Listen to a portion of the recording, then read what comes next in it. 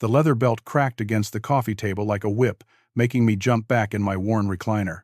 My son-in-law, Derek, stood over me, his face twisted into something I had never seen before, holding those legal documents in one hand and that thick brown belt in the other. At 67 years old, with arthritis making my hands shake and my back aching from 40 years of construction work, I felt smaller than I ever had in my life. "Sign the power of attorney, old man, or this gets ugly," Derek snarled, his voice carrying a coldness that made my blood freeze. Behind him, my daughter Sarah, my precious little girl who used to climb on my lap and ask me to read her bedtime stories, stood there laughing, actually laughing. "Finally, Daddy, now everything will be ours. The house, the business accounts, everything." The documents trembled in my arthritic hands as Derek raised the belt higher. Then the doorbell rang, and Sarah's laughter died instantly. I never thought I would find myself in this position, cornered in my own living room like some helpless animal. My name is Hugo Brennan, and 3 years ago I was living what most folks would call the American dream. My wife Martha and I had been married for 42 years, raising our daughter Sarah in the same house where I still live today on Maple Street in Columbus, Ohio.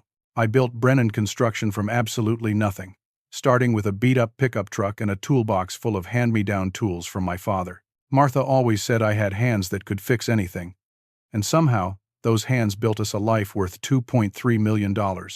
Not bad for a kid who grew up in a trailer park and never finished college. When Martha got sick with cancer 2 years back, Sarah was there every day, holding her mother's hand, helping me navigate the medical bills and the specialists. That was the daughter I knew, the one who cried when her goldfish died at age 8, who brought me coffee every morning when she was in high school. But something changed after we buried Martha. Sarah started bringing Derek around more often. This smooth-talking guy with perfectly styled brown hair and clothes that probably cost more than most people make in a month. He had this way of speaking that made everything sound reasonable, even when it was not. Derek would put his arm around Sarah and suggest that maybe I was getting too old to handle the business decisions, that maybe I needed someone younger to help me out. At first, I thought he was just being helpful. Derek had gone to business school, he said, and understood things about finances that an old construction worker like me might not grasp. He started asking questions about my accounts, about how the business was structured, about my will. Sarah would nod along, agreeing that Daddy was getting forgetful, that maybe Derek could help organize things better. The isolation started gradually. Derek convinced Sarah that family gatherings were too stressful for me, that I needed quiet time to recover from losing Martha. One by one, my friends stopped coming around. Derek would answer the phone and tell them I was resting, that I was not feeling up to visitors. He told my neighbors that I was going through a difficult time and preferred to be left alone. Even my business partner Tommy started calling less after Derek mentioned I was considering retirement. Last month, I caught Derek in my home office at 2 a.m, going through my financial documents with a flashlight. When I confronted him, he claimed he was just trying to help Sarah understand my finances in case something happened to me. He made it sound so reasonable, so caring, that I almost believed him. Almost. But then I noticed things missing. Small things at first. Martha's jewelry box moved from one spot to another. Bank statements that I remembered leaving on my desk had disappeared. Derek started showing up with Sarah during the day when most people were at work, and they would spend hours in my office with the door closed, whispering. The legal papers Derek was shoving across my coffee table today revealed the scope of his plan. Power of attorney documents that would give him complete control over everything I had worked my entire life to build. The house, the business accounts, the rental properties, even Martha's life insurance money, all of it would be under Derek's control, with Sarah as the secondary beneficiary. Looking at my daughter now, standing behind this man with that cold smile on her face, I barely recognized her. This was not the little girl who used to help me build birdhouses in the garage, who cried when I accidentally stepped on her favorite doll. This woman looked at me like I was an obstacle to be removed, like my 47 years of loving her and providing for her meant nothing at all. Derek raised the belt again, and I could see the calculation in his eyes. He had done this before, I realized with growing horror. This was not desperation or anger. This was practiced intimidation, the actions of someone who knew exactly how to break down an older person's resistance. "Your wife is gone, old man," Derek said quietly, his voice carrying a menace that made my skin crawl. "Sarah is all the family you have left. You sign these papers, or you lose her too. And trust me, at your age, with your health problems, You do not want to be all alone in this big house. The threat was crystal clear. Sign over my life's work, or lose my daughter forever. In Derek's mind, he had me trapped completely, an isolated, grieving widower with no options and no one to turn to. That was when the doorbell rang. Sarah's face went from confident smugness to pure terror in the space of a heartbeat. She had been expecting this afternoon to go exactly according to plan. Derek would intimidate me into signing, they would have legal control of my assets, and I would become a powerless old man dependent on their goodwill. The last thing any of us expected was an unexpected visitor. When Sarah opened the front door, her face drained of all color. Standing on my porch was a woman in her mid-40s wearing a navy blue suit and holding up a badge that caught the afternoon sunlight. FBI Agent Patricia Coleman, the woman announced in a calm, professional voice. I need to speak with Hugo Brennan regarding an ongoing investigation. Derek immediately started shoving the legal documents under the couch cushions. But Agent Coleman had already seen them. Her experienced eyes took in the scene instantly. The belt still in Derek's hand, the papers scattered across my coffee table, my shaking hands, and Sarah's guilty expression. Step away from Mr. Problem. Brennan, sir, Agent Coleman commanded, her hand moving instinctively toward her weapon. Derek dropped the belt like it was on fire and backed away from my chair, his face cycling through confusion, fear, and desperate calculation. There must be some mistake, Derek said, flashing that charming smile that had fooled so many people. We are just family here, having a discussion about Hugo's finances. Nothing official, just helping an elderly relative with some paperwork. Agent Coleman was not buying it for 1 second. She had seen this exact scenario play out too many times before. Mr. Brennan, she said, looking directly at me. Are you being coerced into signing any legal documents today? The relief that flooded through me was so intense, I almost started crying right there in front of everyone. Someone had come to help. Someone in authority had arrived just when I needed them most. Yes, I managed to say, my voice barely above a whisper. Yes, I am. Agent Coleman immediately called for backup while keeping her eyes on Derek, who was now sweating despite the October chill in the air. Derek Castellano, she said, and I saw Derek flinch at the use of his real last name. Or should I say, Derek Morrison? Or perhaps Derek Williams? You have been using quite a few names lately. Sarah looked like she had been slapped. What is she talking about? She demanded, turning to Derek with growing panic in her voice. Your name is Derek Patterson. We have been married for 2 years. Your husband, Agent Coleman explained patiently, is wanted in 3 states for elder abuse, fraud, and theft. His real name is Derek Castellano, and this is not his first time targeting elderly individuals through their family members. The room felt like it was spinning around me. Derek, this man I had allowed into my home, who had married my daughter, who had been systematically isolating me and planning to steal everything I owned, was a professional criminal, a predator who specialized in exactly what he had been doing to me. We have been tracking Mr. Castellanos' activities for 8 months, Agent Coleman continued. He follows the same pattern every time. Identify a wealthy elderly person, usually a recent widower or widow. Court and marry a family member, typically an adult child.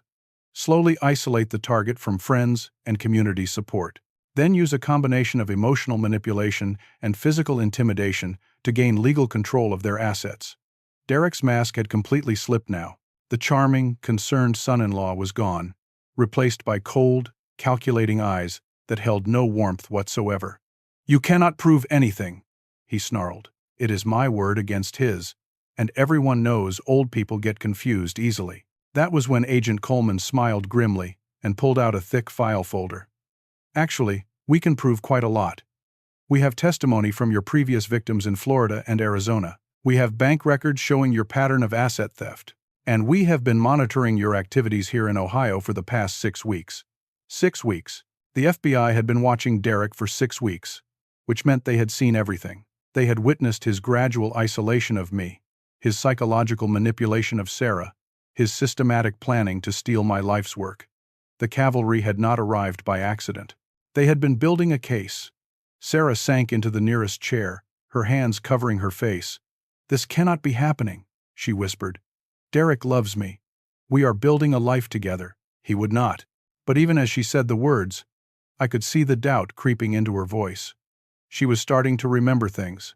starting to question conversations and actions that had seemed normal at the time. Agent Coleman's backup arrived in the form of 2 local police officers and another FBI agent. Derek was not going anywhere now, and he knew it. His shoulders slumped as the reality of his situation began to sink in. The carefully constructed plan that had taken months to implement was unraveling in a matter of minutes. "Mr. Brennan," Agent Coleman said gently, "you are safe now. But I need to ask you some questions about your recent financial activities. We believe Mr. Castellano may have already accessed some of your accounts." That was when my blood turned to ice. Derek had been in my office last night, long after Sarah and I had gone to bed. He had my account numbers, my passwords, my signature on file at the bank. If he was truly a professional criminal, he would not have waited until today to start stealing from me. Agent Coleman saw the realization dawn on my face. "We need to call your bank immediately," she said. "And your financial advisor. We need to check all of your accounts right now." As if on cue, my phone rang. The caller ID showed it was Tommy Rodriguez, my business partner for the last 15 years. With shaking hands, I answered the call, putting it on speaker so Agent Coleman could hear. "Hugo." Tommy's voice was strained and urgent. "I have been trying to reach you all morning. There have been massive withdrawals from the business accounts. Someone took $800,000 between yesterday and today.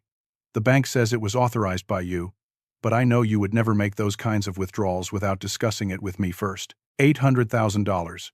Gone. While I had been sleeping in my own bed, trusting that my daughter's husband would never truly hurt me, Derek had been stealing the money I had spent decades earning. Derek's last desperate gambit was to lunge toward Sarah, grabbing her arm and pulling her against him. "She is my wife," he shouted.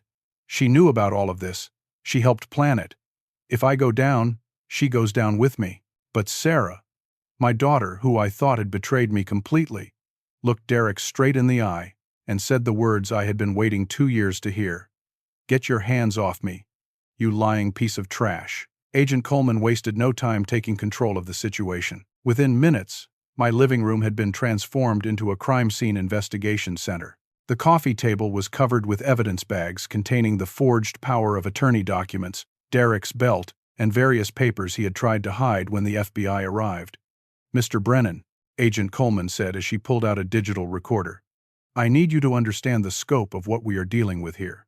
Derek Castellano is not just a small-time con artist. He runs a sophisticated elder abuse operation with accomplices in multiple states." She opened her file folder and spread out photographs across my kitchen table. Pictures of elderly people, men and women who looked tired and defeated, their eyes holding the same confusion and betrayal I had been feeling for months. "This is Robert Chen, from Phoenix," Agent Coleman explained, pointing to a photo of a frail Asian-American man in his 70s. Derek married his daughter Lisa and stole $1.4 million from Robert's restaurant business. Robert died of a heart attack 3 months later, alone in a nursing home that Derek had forced him into. My hands clenched into fists. This monster had done this before, and people had died because of his greed. "This is Margaret Williams from Tampa," she continued, indicating a photograph of a dignified African-American woman who reminded me of Martha. Derek married her granddaughter and convinced the family that Margaret was developing dementia. He had her declared mentally incompetent and transferred her property into his name. Margaret killed herself rather than become a burden on her family. Sarah gasped audibly from the couch, where she sat with her head in her hands. The reality of who she had married was hitting her like physical blows. Agent Coleman turned to Derek, who was now handcuffed and sitting in my recliner, under the watchful eye of Officer Martinez. "How many families have you destroyed, Derek?" "Our count is at 7 confirmed victims, but we suspect there are more." Derek's response was a cold smile that made my blood run cold. "Prove it," he said simply. That was when my phone rang again. This time it was Janet Walsh from First National Bank, where I had been doing business for over 20 years. Her voice was shaky and scared when I answered. "Mr. Brennan, I need to speak with you immediately. There have been some irregularities with your accounts, and I think we have a serious problem." Agent Coleman took the phone from my trembling hands. "This is FBI Agent Patricia Coleman. We are conducting a federal investigation involving Mr. Brennan's accounts. I need you to freeze all activity immediately and preserve all records from the past 6 months." "Oh, thank God." Janet's voice came through the speaker. "I have been trying to figure out how to handle this situation. Someone has been impersonating Mr. Brennan at our bank for weeks. We have surveillance footage of a man claiming to be Hugo Brennan making large withdrawals. But when I looked at the footage carefully this morning, I realized it was not him. The room went silent except for the sound of Sarah crying quietly. Derek had been impersonating me at my own bank, stealing money from accounts I had been building for decades. The sophistication of his operation was staggering. There is more, Janet continued. The man claiming to be Mr.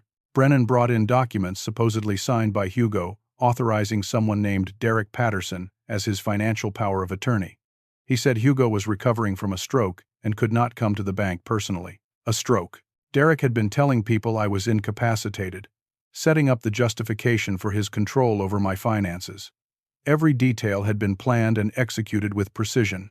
Agent Coleman looked grimly satisfied. Miss Walsh, we are going to need all of those surveillance recordings, all documentation related to these transactions, and a complete accounting of every withdrawal made in the past 3 months. Already prepared, Janet replied. I suspected something was wrong when the signature analysis came back questionable. That is why I started documenting everything. Derek's confidence was beginning to crack. He had counted on the bank accepting his impersonation without question, but Janet Walsh had been more observant than he anticipated. There is something else you need to know, Agent Coleman said to me. We found Derek's planning materials when we searched his apartment this morning. He kept detailed notes on you, your habits, your relationships, your vulnerabilities. This was not a crime of opportunity. He studied you for months before he ever met Sarah. She pulled out a manila folder and spread its contents across my table. Pages and pages of handwritten notes about me, my daily routine, the times I went to the grocery store, which neighbors I talked to regularly, my health issues, my grief over Martha's death, even details about my relationship with Sarah, including notes about how he could use her against me. One page was titled Hugo Brennan, Weaknesses, and contained a list that made me sick to read. Isolated since wife died. Emotionally dependent on daughter. Trusts family implicitly. Physically frail. Arthritis limits mobility. Proud. Will not ask for help easily. Stubborn about maintaining independence. Guilt about being burden on family. Every weakness I thought I had hidden. Every vulnerability I tried not to show. Derek had observed and documented like I was some kind of laboratory specimen, but the most chilling page was titled Elimination Timeline and contained a month-by-month plan for isolating me from support systems, gaining legal control of my assets, and ultimately having me declared mentally incompetent or arranging for my accidental death. Month 6 through 8. Agent Coleman read aloud from Derek's notes. Physical intimidation escalates. Begin discussing nursing home placement with family. Increase isolation from community contacts.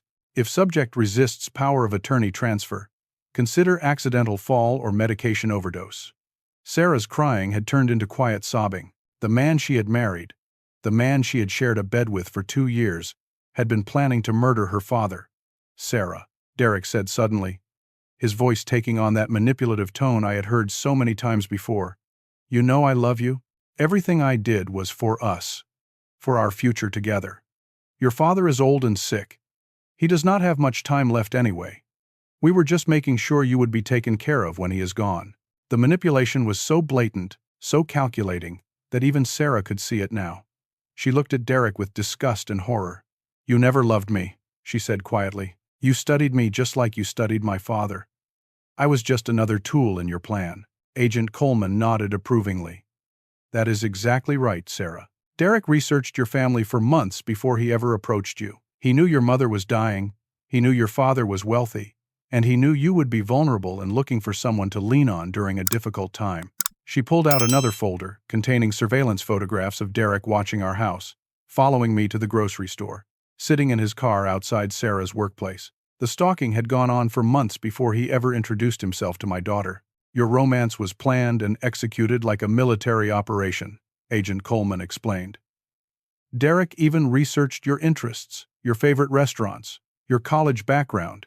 Everything he told you about himself was designed to make you feel like you had found your perfect match.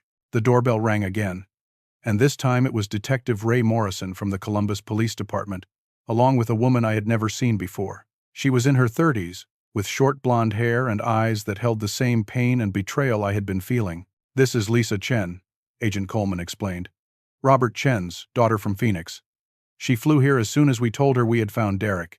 Lisa looked at Derek with pure hatred. You killed my father, she said simply. He died alone in that nursing home because of you. He died thinking his family had abandoned him. Derek's response was to shrug, as if the death of an innocent man was just an unfortunate side effect of his business operations. We have a problem, Detective Morrison announced. Derek's accomplice at the bank, Janet Walsh, has disappeared. We went to arrest her this afternoon, and her apartment is cleaned out. Someone tipped her off. Agent Coleman cursed under her breath. How much of a head start does she have? Unknown. Could be hours, could be days. But she took the backup documentation with her, including copies of all the forged signatures and account information. The web of corruption was larger than anyone had initially realized. Derek was not working alone, and his accomplices were still out there, potentially destroying evidence and preparing to disappear. My phone rang again, and this time it was Frank Morrison, my lawyer for the past 20 years. His voice was urgent and confused. Hugo, I have been getting calls all morning about power of attorney documents supposedly filed by you, giving someone named Derek Patterson control over your affairs. I never prepared these documents, and I never saw you sign them. What the hell is going on? Agent Coleman took the phone again. Mr. Morrison, this is the FBI. We need you to come to Mr. Brennan's house immediately, with any documentation you have regarding his legal affairs. We are dealing with a major fraud case. I will be there in 15 minutes, Frank replied. And Hugo, if someone has been forging your signature, we have big problems. Someone filed a will change last week, supposedly signed by you, leaving everything to Derek Patterson and Sarah Brennan. Even from beyond the grave, Derek had been planning to steal from me. A forged will that would have given him everything, even if his power of attorney plan had failed. The scope of the betrayal was staggering, not just Derek's criminal enterprise, but the realization that people I had trusted, people in positions of authority, had been either fooled by his manipulation or were actively helping him steal from me. But as I sat in my living room, surrounded by FBI agents and police officers, watching Derek's careful plan fall apart piece by piece, I began to feel something I had not experienced in months. Hope. The cavalry had arrived, but more importantly, I was not going to go down without a fight. Agent Coleman was examining Derek's planning documents when I cleared my throat and reached into my shirt pocket. Everyone in the room turned to look at me as I pulled out a small digital recording device, no bigger than a pack of gum. Agent Coleman, I said quietly. I think there is something you need to hear. The room fell completely silent as I pressed play. Derek's voice filled the air, clear and unmistakable. Sign the power of attorney, old man, or this gets ugly. Your wife is gone. Sarah is all the family you have left. You sign these papers, or you lose her too. Sarah's face went white as she heard her own laughter echoing from the device, followed by her voice saying, finally, Daddy, now everything will be ours. Derek lunged forward in his chair, straining against his handcuffs. You sneaky old bastard, he snarled. You have been recording me. I looked him straight in the eye and smiled for the first time in months. For 3 weeks now, Derek, every threat, every manipulation, every time you tried to isolate me from my friends and family, I have it all. Agent Coleman's eyes lit up with professional satisfaction. Mr. Brennan, do you have more recordings? I reached into my pocket again and pulled out a small key. Agent Coleman, would you mind opening that desk drawer for me? The third one down on the right side. Inside the drawer was a collection of microcassettes, each one labeled with dates going back 6 weeks. Martha always told me to trust but verify, I explained. After she died, she left me a letter warning me to be careful of anyone who seemed too interested in my money. She had noticed things about Derek that I was too grief-stricken to see. Sarah looked like she had been punched in the stomach. Mom knew. I pulled out Martha's letter, written in her careful handwriting just weeks before she died. Agent Coleman read it aloud. My dearest Hugo, if you are reading this, I am gone, and I pray I was wrong about Derek, but I fear he is not who he claims to be. I have seen him going through your office when he thinks no one is watching. I have heard him asking questions about our finances that have nothing to do with helping Sarah. Please be careful, my love. Protect yourself and protect our daughter. She cannot see what I see because she is in love. But love can make us blind to danger. Trust your instincts. You are stronger and smarter than you know. The room was completely quiet except for Sarah's quiet sobbing. Even from her deathbed, Martha had been trying to protect both of us. Martha's letter convinced me to take precautions. I continued. So I hired a private investigator 3 months ago. Frank Morrison helped me set it up quietly.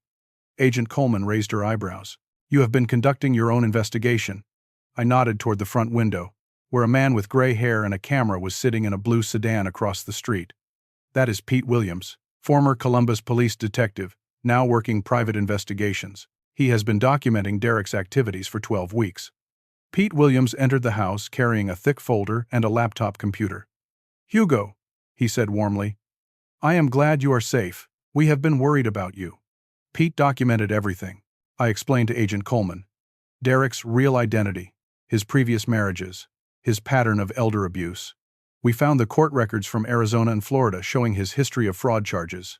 Pete opened his laptop and showed us surveillance footage of Derek meeting with Janet Walsh at various locations around Columbus, always away from the bank. We have recorded conversations of them planning the theft of Mr. Brennan's assets, Pete explained. Derek was paying Janet Walsh 20% of everything he stole. Derek's face had turned an ugly shade of red. You cannot use any of that in court, he protested. It is illegal surveillance. Actually, Agent Coleman said with a smile, Mr. Brennan hired a licensed private investigator to conduct surveillance on his own property and to investigate threats to his personal safety. Completely legal. I reached into another drawer and pulled out a fresh set of legal documents. I also took the liberty of changing my will 3 days ago, with Frank Morrison's help. Everything now goes into an irrevocable family trust, with very specific protections against fraud and coercion. Frank Morrison had arrived during the conversation and was nodding approvingly. We restructured Hugo's entire estate to protect it from exactly this kind of attack, he explained. The trust cannot be altered or dissolved without the unanimous consent of 3 independent trustees, none of whom are family members. Derek's confidence was evaporating by the minute. Not only was his current plan failing, but he was discovering that his careful research had been incomplete. I was not the helpless, isolated old man he had believed me to be. There is more, I said, looking directly at Sarah. Sweetheart, I need you to understand something. I never stopped loving you, even when you laughed at my pain today. But I could not let Derek destroy our family the way he destroyed the Chen family and the Williams family. I pulled out a manila envelope and handed it to Agent Coleman. These are financial records showing that Derek has been systematically stealing from me for 8 months. Small amounts at first, taken from accounts he thought I did not monitor carefully. Pete helped me document every theft. Pete Williams opened another file on his laptop. We have video surveillance of Derek using a key to enter Hugo's house when no one was supposed to be home. We have recordings of phone calls where Derek impersonated Hugo to access account information. We even have footage of Derek practicing Hugo's signature. The evidence was overwhelming. Not only did we have Derek's current crimes on tape, but we had documented his entire operation from the beginning. Agent Coleman, I continued, I need you to know that I suspected Janet Walsh was involved weeks ago. Martha had always liked Janet, but I noticed she started asking unusual questions about my accounts after Derek came into the picture. So Pete and I set up a test. I explained how we had given Janet false information about a fictional account containing $500,000 just to see what she would do with the information. Within 2 days, Derek was asking Sarah about that same fictional account. The account does not exist, I said simply. But Derek's interest in it proved Janet was feeding him information. Derek looked like a trapped animal now, realizing that his carefully planned operation had been compromised from multiple directions. You think you are so smart, old man, he spat. But you have no idea what I am capable of. You have no idea what I was planning to do to you. That was when I played my final recording. Derek's voice filled the room again, but this time he was talking to someone on the phone, someone he thought was Janet Walsh, but who was actually Pete Williams using voice modulation software. The old man is getting suspicious, Derek's voice said clearly. We might need to move to phase 3 earlier than planned. Make it look like an accident. He falls down the stairs, hits his head.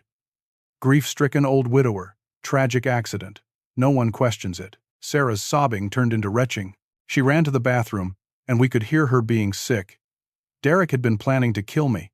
Not just steal from me, not just manipulate me, but actually murder me and make it look accidental. Agent Coleman looked at Derek with disgust. Derek Castellano, you are under arrest for conspiracy to commit murder, elder abuse, fraud, theft, and about 15 other charges we will be adding as we go through all of this evidence. But I was not done yet. I reached into my shirt and pulled out a small GPS tracking device. This has been sewn into my shirt for 2 weeks, I explained. Pete and Frank Morrison have been monitoring my location 24 hours a day. If Derek had tried to hurt me or take me anywhere against my will, they would have known immediately. The look of absolute fury on Derek's face was almost worth the months of fear and isolation he had put me through. He had thought he was hunting a helpless old man, but instead he had walked into a trap that had been months in the making. "You want to know the real irony, Derek?" I said, standing up from my chair for the first time since this whole confrontation began. "You spent all this time trying to convince everyone that I was a confused, helpless old man losing his mind. But I was documenting your crimes with the precision of someone who spent 40 years running a successful business." I walked over to Derek's chair and looked down at him.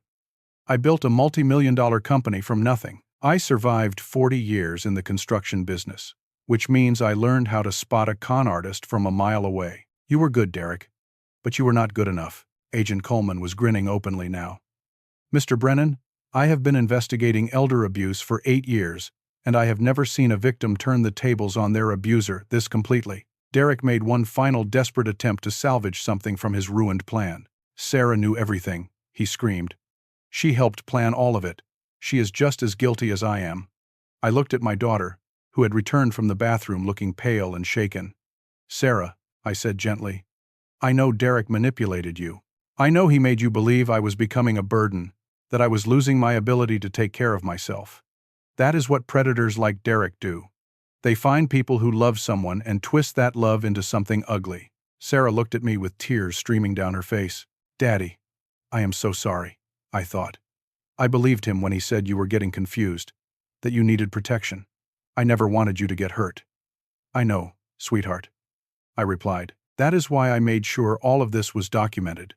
I knew that someday you would see Derek for what he really is, and I wanted to make sure you were protected when that happened." Agent Coleman nodded approvingly. "Mr. Brennan is right, Sarah. You were a victim in this too. Derek is a professional manipulator who has destroyed multiple families. The evidence shows clearly that you were being manipulated, not that you were a willing participant." Derek's last desperate gambit had failed. Even his attempt to drag Sarah down with him was falling apart under the weight of the evidence we had gathered. As the police officers prepared to take Derek away, he looked at me one final time. "This is not over, old man," he said quietly. I looked him straight in the eye and smiled. "Yes, Derek, it is." As Derek was being led away in handcuffs, Agent Coleman received a phone call that made her face light up with satisfaction. "We got her," she announced to the room. Janet Walsh was arrested at the airport trying to board a flight to the Cayman Islands. She had over $200,000 in cash and a fake passport. But I had one more surprise that would put the final nail in Derek's coffin. "Agent Coleman," I said, "before you go, there is something else Derek does not know about my financial situation." I walked over to my safe and pulled out a document that made Frank Morrison smile broadly. "This house, the business accounts, the rental properties, even my personal bank accounts, I do not actually own any of them anymore." Sarah looked confused. "What do you mean, Daddy?" Frank Morrison explained with obvious satisfaction. 6 months ago, your father transferred everything into an irrevocable family trust. Hugo Brennan, the individual, owns almost nothing. The trust owns everything, and the trust cannot be touched by power of attorney documents or any legal maneuver Derek could have used. Agent Coleman whistled softly. "So, even if Derek had succeeded in getting your signature today, he would have gained control over approximately $12,000 in my personal checking account." I finished. "Everything else is legally untouchable." Derek spent 8 months planning to steal assets that I no longer technically own.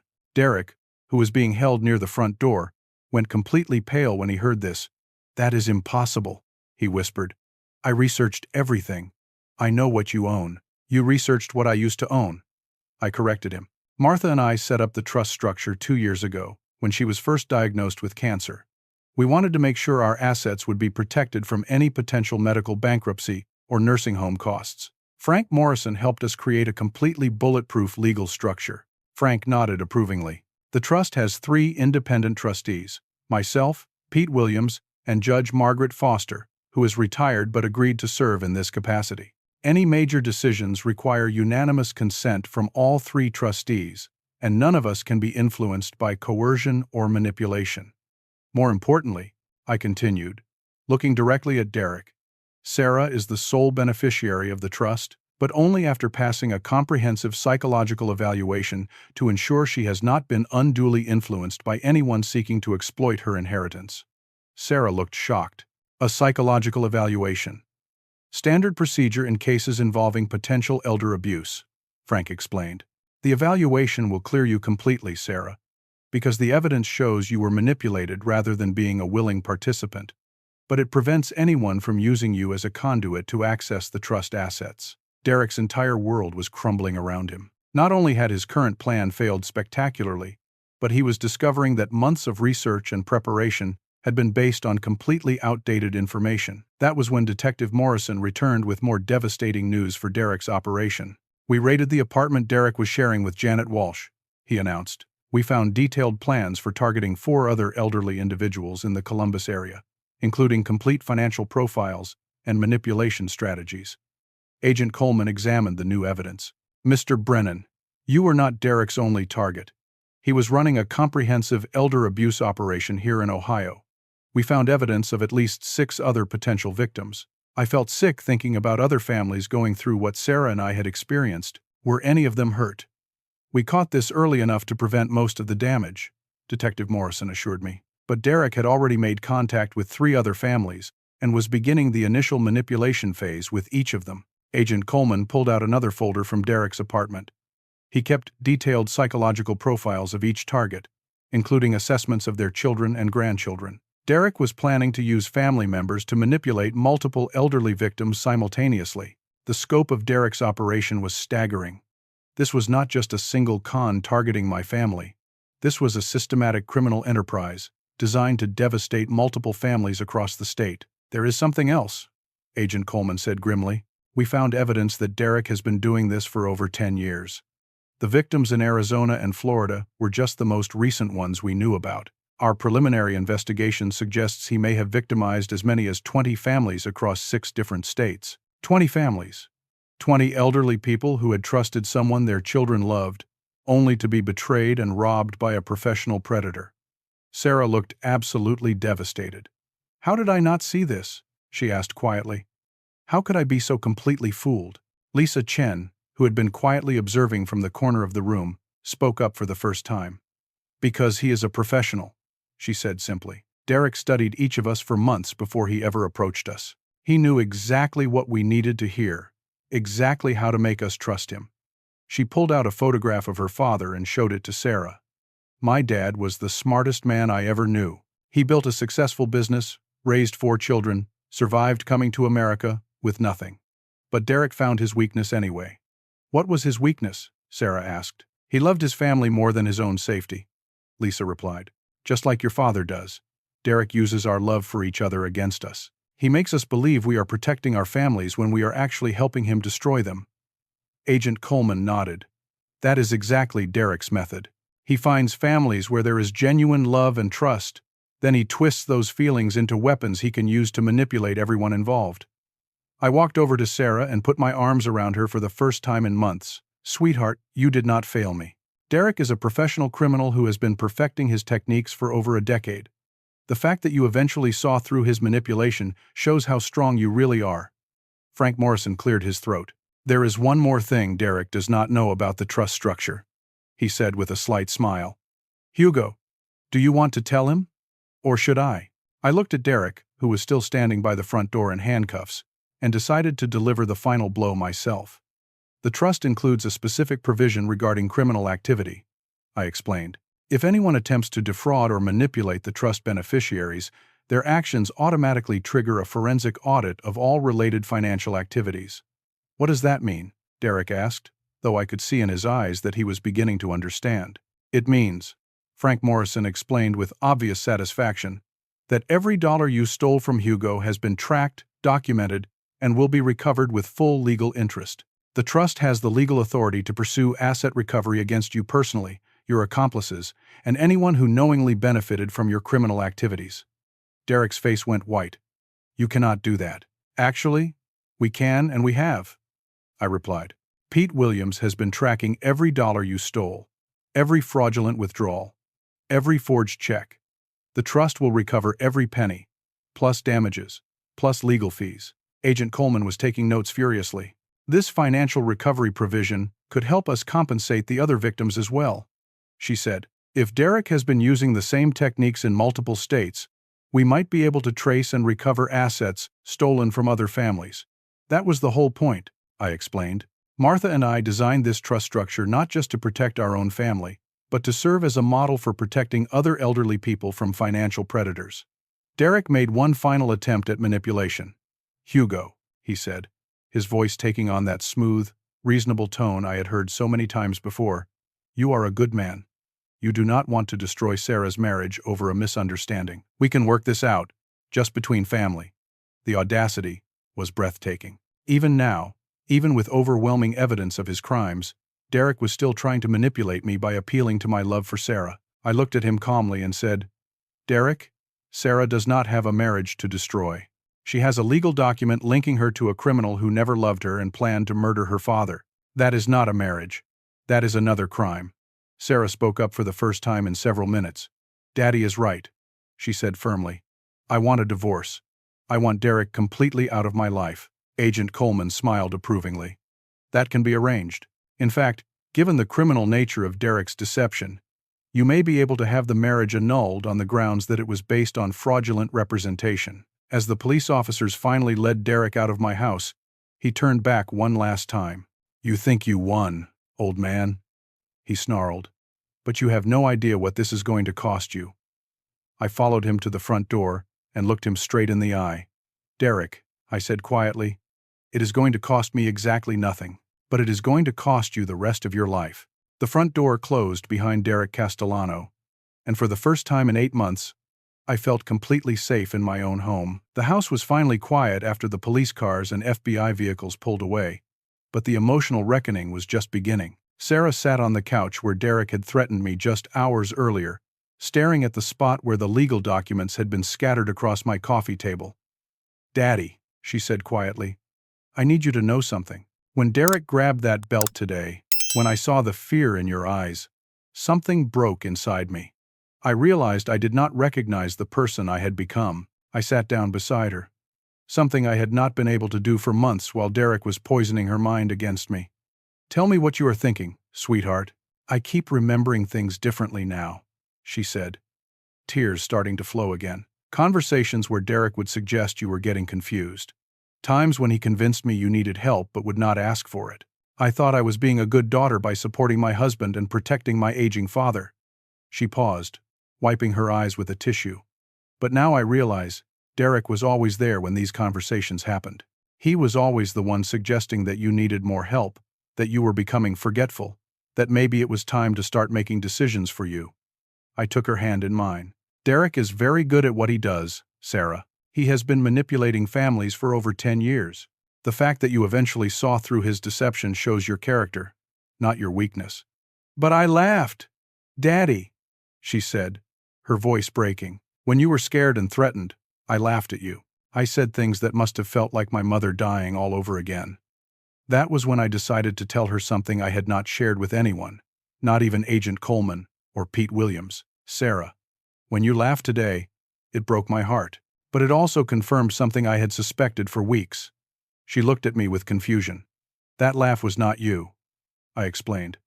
I have heard you laugh for 31 years.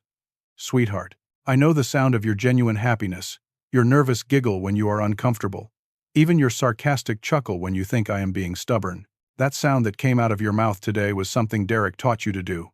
Sarah stared at me. What do you mean? Derek had been training you to see my pain as something amusing, I said. He had been gradually conditioning you to view my discomfort as proof that his approach was working. That laugh was not your natural response.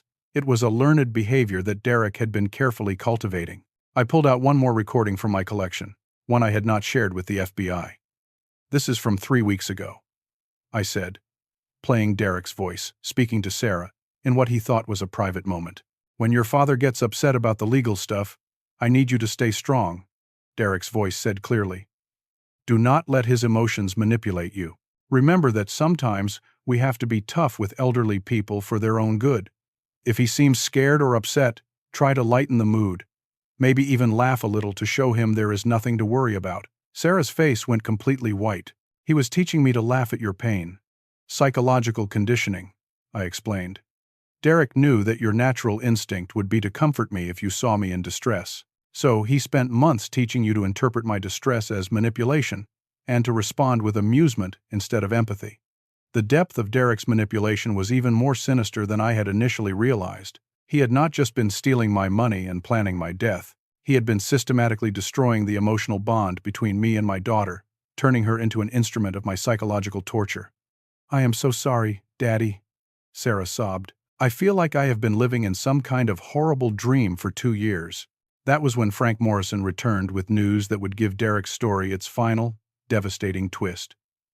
"Hugo," he said grimly, "we just received a call from the Maricopa County Sheriff's Department in Arizona. They want to talk to Derek about Robert Chen's death." Agent Coleman, who had stayed to finish documenting the crime scene, looked up sharply. "I thought Robert Chen died of natural causes. That was the original ruling," Frank explained. "But Derek's arrest today prompted them to reopen the case. They found some irregularities in the medical examiner's report that they want to investigate further." "What kind of irregularities?" I asked. "Robert Chen's medication levels were inconsistent with his prescribed dosages," Frank said carefully. "The medical examiner originally attributed it to confusion related to his alleged dementia, but now that they know Derek was systematically defrauding elderly patients, they are wondering if Robert's medication was tampered with." Sarah looked like she was going to be sick again. "Are they saying Derek might have poisoned that man?" Agent Coleman was already on her phone with the Arizona authorities. "We need to coordinate a multi-state investigation," she said. "If Derek was willing to escalate to violence in one case, he may have done it before." The phone rang, and it was Detective Morrison calling with an update that made everyone in the room stop breathing for a moment. "We have a problem," he said. "Derek escaped from the transport vehicle on the way to the county jail." My blood went cold. Derek was free. He knew his plan had been completely exposed, and he had threatened both me and Sarah multiple times. A cornered predator is always most dangerous. "How did he escape?" Agent Coleman demanded. "The transport vehicle was involved in a minor traffic accident," Detective Morrison explained. "During the confusion, Derek somehow slipped out of his handcuffs and ran. We have units searching the area, but he has about a 20-minute head start." Agent Coleman immediately called for additional FBI support. "Hugo, Sarah, you are both in immediate danger. Derek knows his life is over if he is caught, which makes him completely unpredictable." That was when we heard the sound of breaking glass from the kitchen window. Sarah screamed as Derek's voice came from the darkness of the hallway leading to the back of the house. "Hello, family," he called out in that same cold, menacing tone we had heard earlier. "I told you this was not over." Agent Coleman drew her weapon and motioned for Sarah and me to get behind the couch. "Derek," she called out, "you are surrounded. There is no way out of this house." "Maybe not," Derek replied, and I could hear him moving through my kitchen, opening drawers. "But I can make sure Hugo and his precious daughter do not get to enjoy their victory." The man who had spent months pretending to be my caring son-in-law was now hunting us in my own home, and he had nothing left to lose. I heard Derek's footsteps moving toward the living room, and I realized this confrontation was going to end one way or another in the next few minutes. Either Derek would hurt the people I loved, or I was going to have to find the strength to stop him myself. As Derek appeared in the doorway holding a kitchen knife, I made a decision that surprised everyone in the room, including myself. I stood up. "Derek," I said calmly, walking toward him instead of away from him, "you made one critical error in all of your planning." He stopped moving, confused by my unexpected behavior. "What are you talking about, old man?" "You assumed that because I am 67 years old and have arthritis, I am helpless," I said, continuing to walk slowly toward him.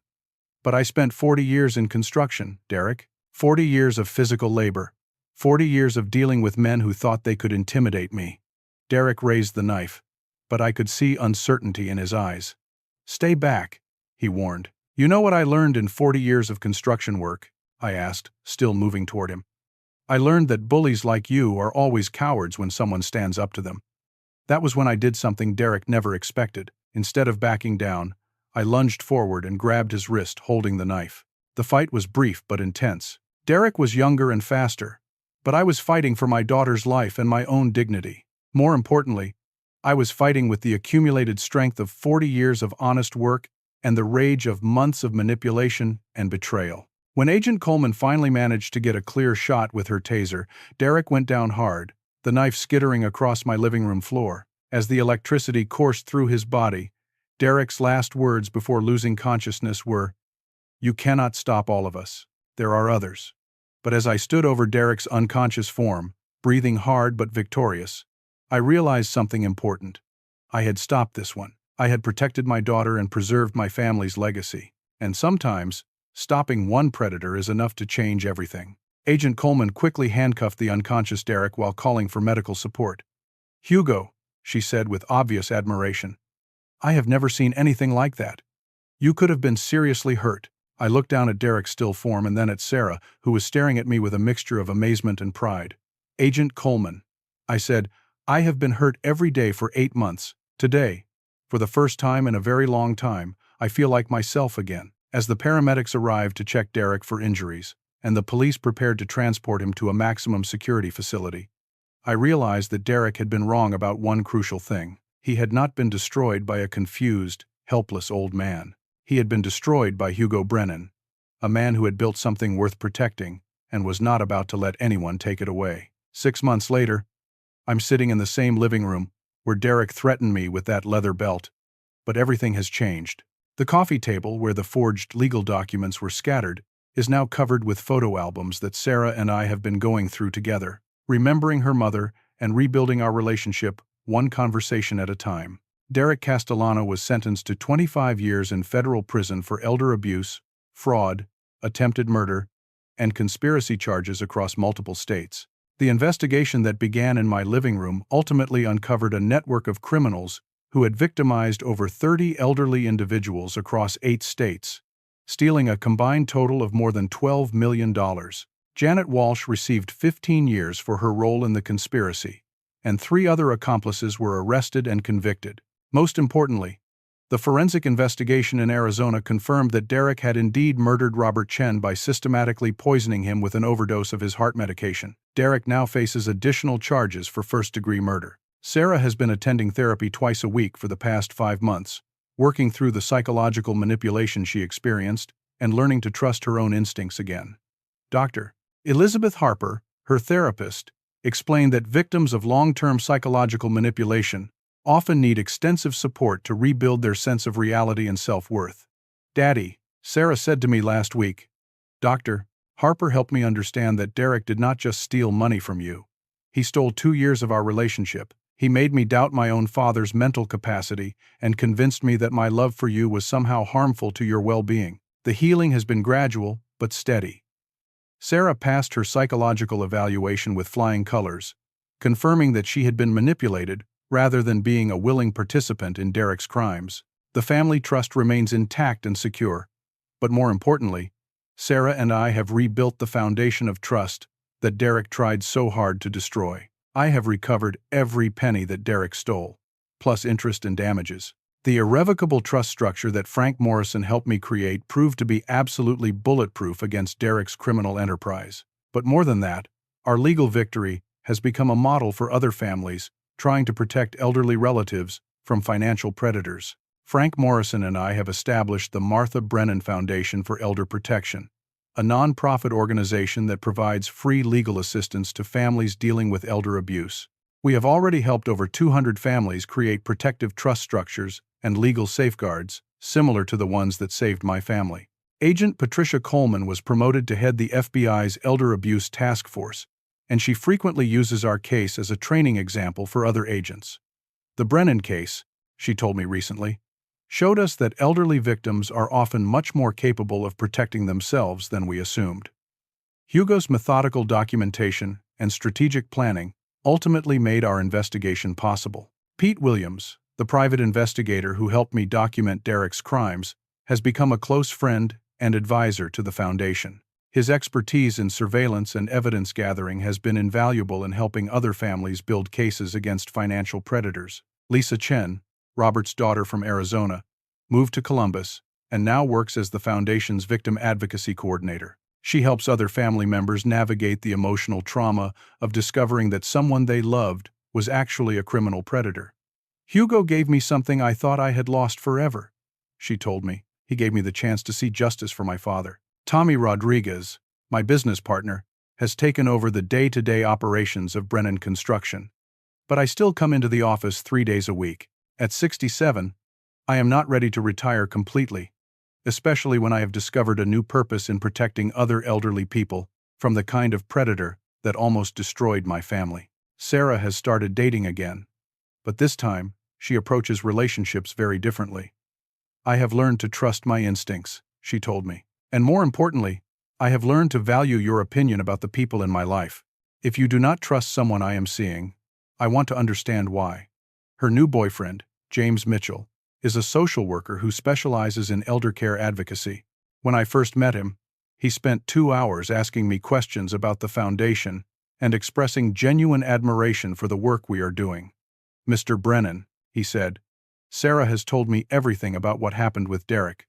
I want you to know that anyone who could hurt an elderly person is someone I would never associate with. The most meaningful change has been the rebuilding of my relationship with Sarah.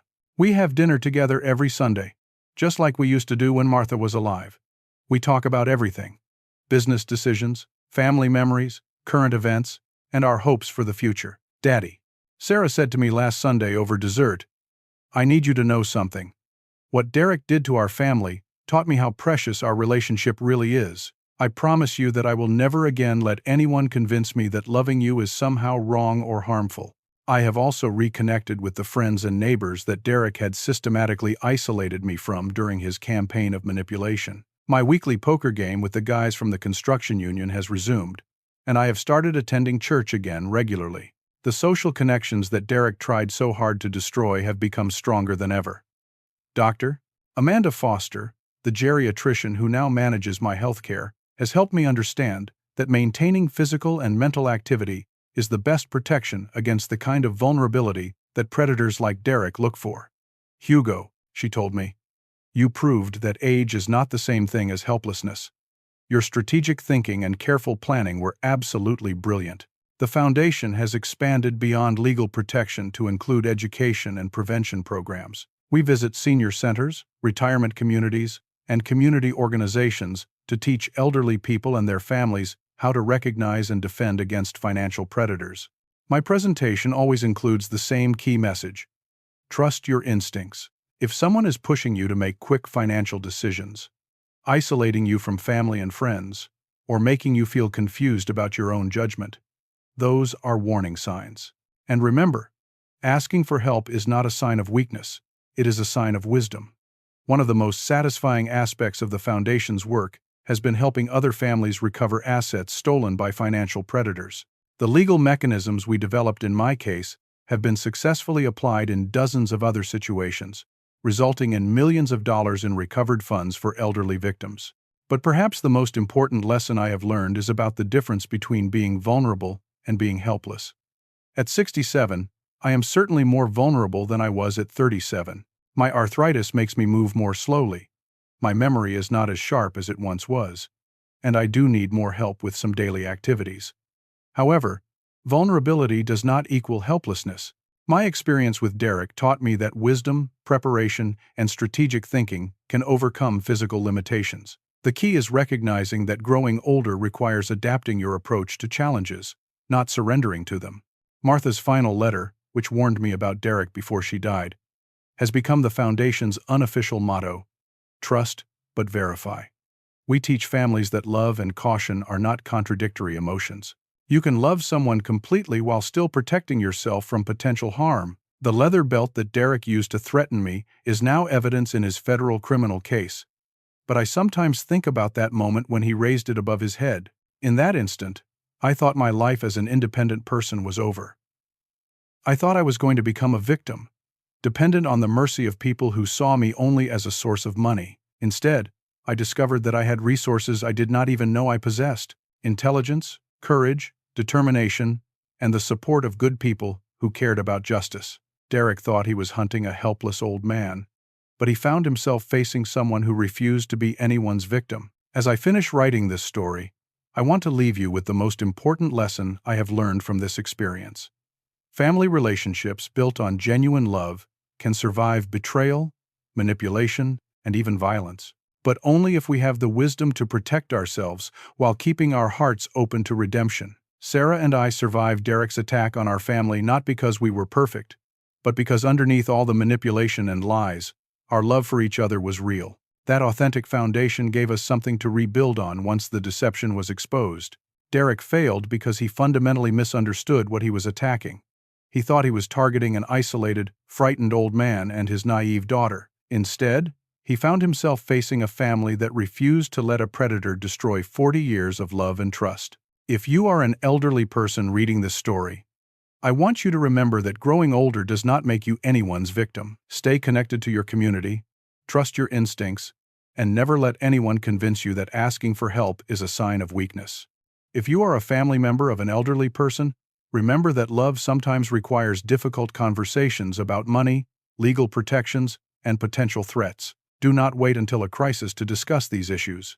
Preparation and planning are acts of love, not suspicion. And if you suspect that someone you love is being targeted by a financial predator, trust your instincts and seek professional help immediately. The resources are available, but only if you have the courage to reach out and ask for support. Derek Castellano took 8 months of my life, stole money I had worked 40 years to earn, and nearly destroyed my relationship with my daughter.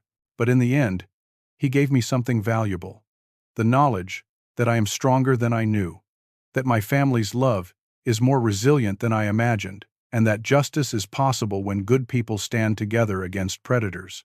Today, at 67 years old, I am more confident, more connected to my community, and more purposeful than I have been in years. Derek thought he was ending my story, but instead he helped me discover a new chapter filled with meaning and hope. What experiences in your own life have tested your family relationships and taught you the difference between trust and naivety? Have you or someone you love ever faced manipulation or abuse that required you to find strength you did not know you possessed? I hope this story encourages you to protect yourself and your loved ones while maintaining the capacity for love and forgiveness that makes families strong. If you found value in this message, please take a moment to like this story. Subscribe to receive more stories about resilience and hope. Share this with someone who might benefit from hearing about the power of standing up to bullies. And leave a comment telling me about your own experiences with overcoming difficult challenges. Thank you for allowing me to share Martha's wisdom and my family's journey from betrayal to healing. May you always remember that growing older is not the same as growing powerless, and that love, combined with wisdom, creates a foundation that no predator can destroy. Remember, you are stronger than you know, and you are never too old to fight for what matters most.